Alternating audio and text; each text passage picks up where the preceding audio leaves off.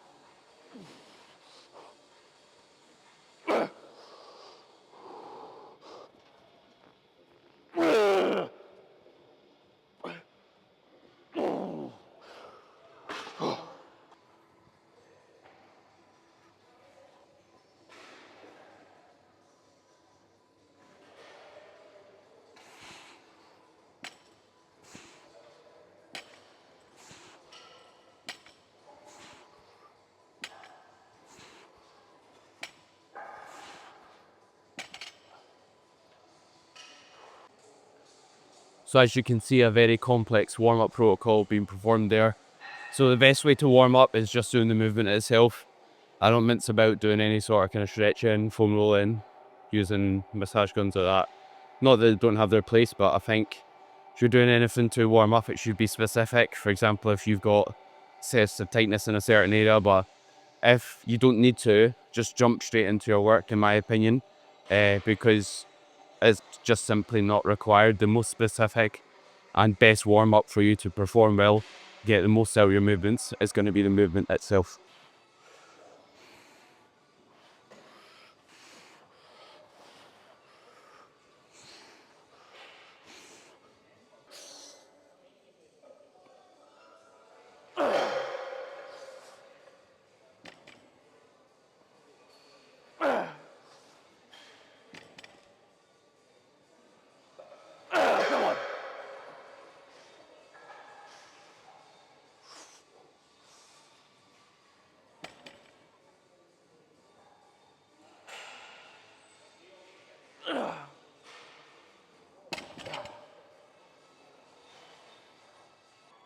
So good day at the office with the stiff leg deadlift from a deficit.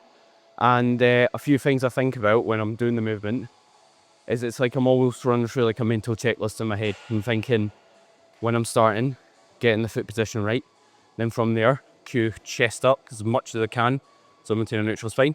Twist the bar extremely hard, then brace super hard, and then driving my hips through, standing tall.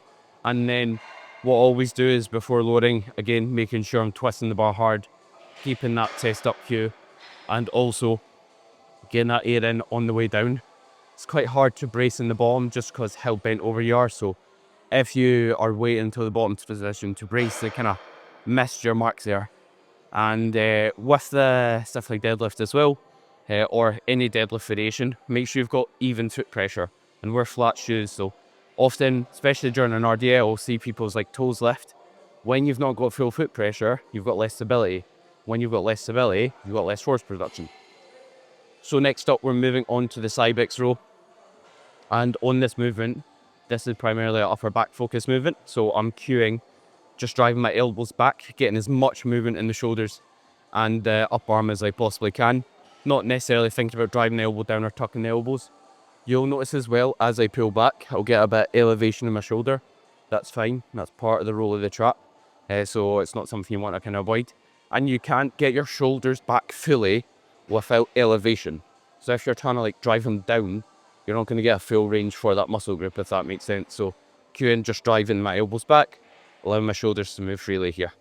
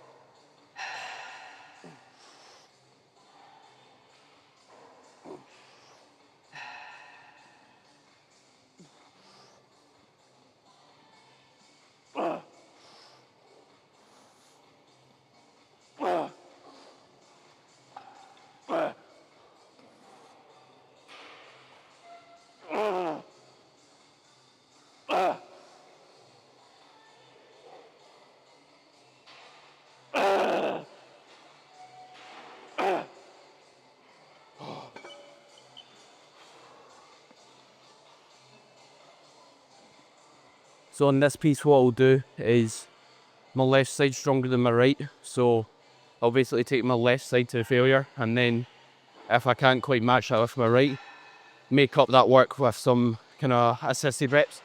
In other words, helping myself complete the reps to help that side catch up, but still not mean I'm holding back on the left. And here, aim is to bias the lat, so keeping my palm facing up, drive my elbow to my hip, staying proud, not hunching over, not arching excessively, proud and neutral. A cue I like to use during my lat work is as I'm getting into the stretch, keep my chest proud and cue chest back and reaching forward as far as I can, which will help you lengthen your lat more.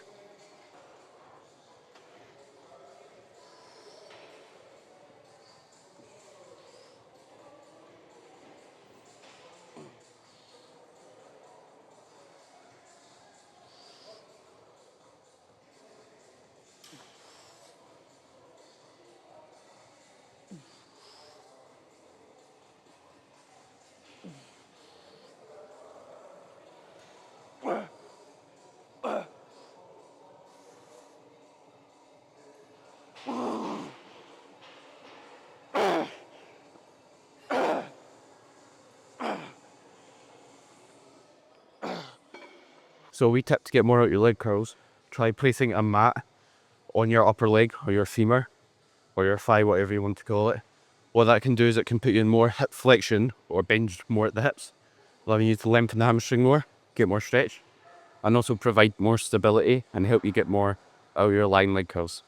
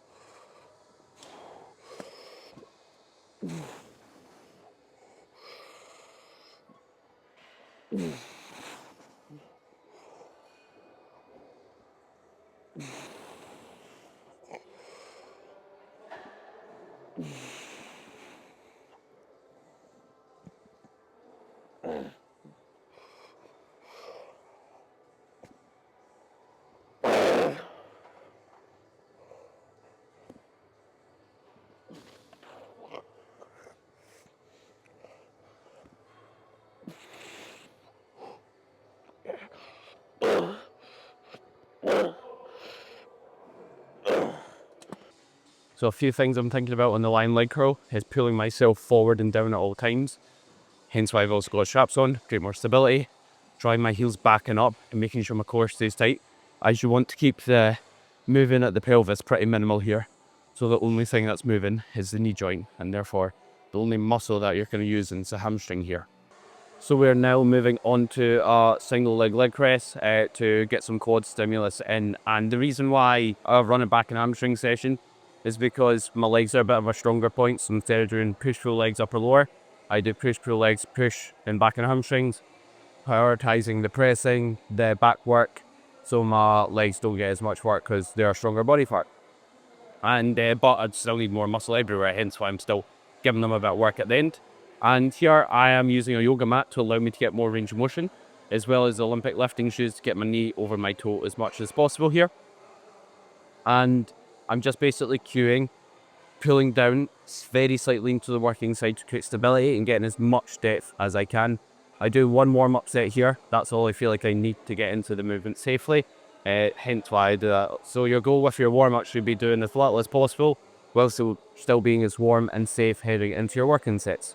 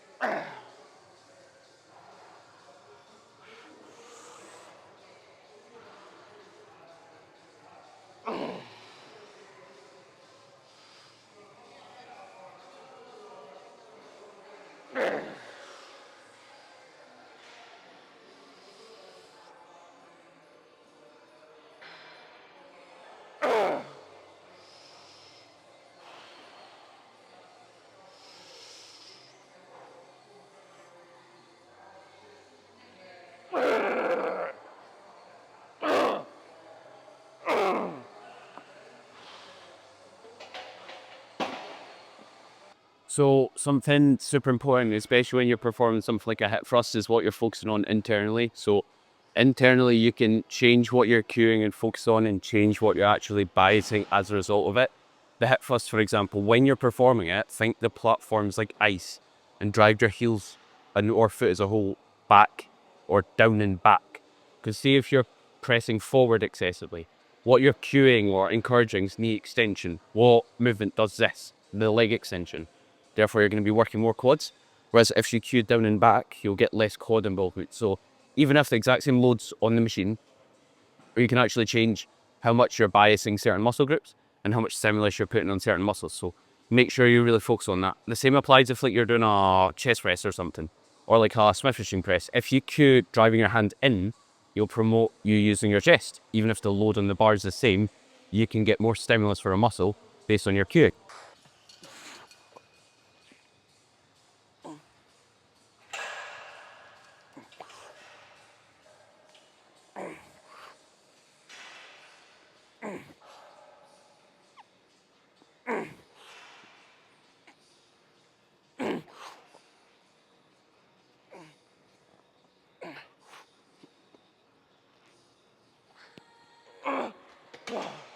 So we are now into a dual arm cable curl.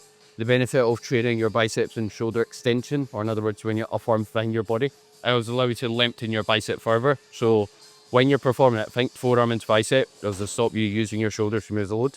And if you're wanting to kind of know like what to do for your bicep training, a good way to do things if you want to simplify it is do a curl variation with your upper arm behind your body, do a curl variation with your arm in front of your body, like a preacher curl, single arm dumbbell curl on a bench, and then additionally do a curl where your hand is neutral, so you work more of your brachialis, where you're kind of in front of your body a bit more.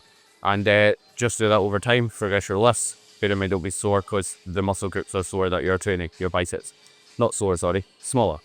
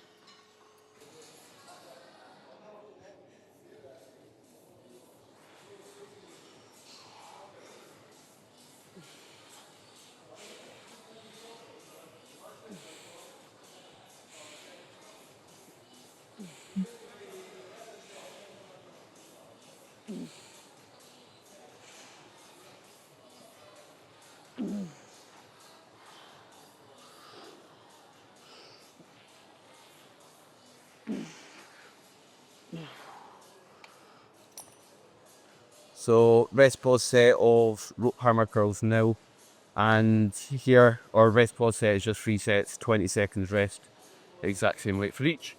Good thing about this is that it just allows me to get done in a shorter period of time, because I've already been in the gym a good 2.5 hours now.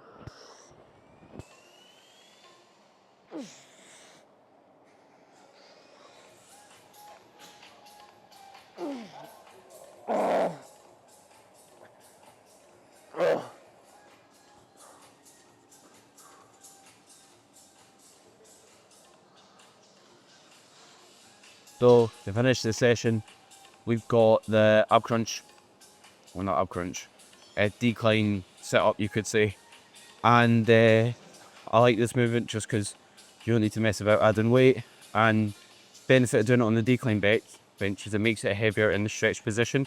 And when I'm doing this, don't just think lie back or whatever, think about really arching to get back, think unraveling your spine, then rounding your spine, so you get the length in your core, shorten your core. Your core is responsible for flexing and extending the spine, so that's what we want to do whenever we're trying to train it. And 3 sets here, and that's about it really. I'm a bit burst because it's the end of the session, so I'm going to wrap up here. Hope you've enjoyed. Any support is massively appreciated. Anything you want me to cover in the next video, any sessions you want me to cover, that let me know. And if you could share it on your Instagram story if you enjoyed it, that would be massively appreciated.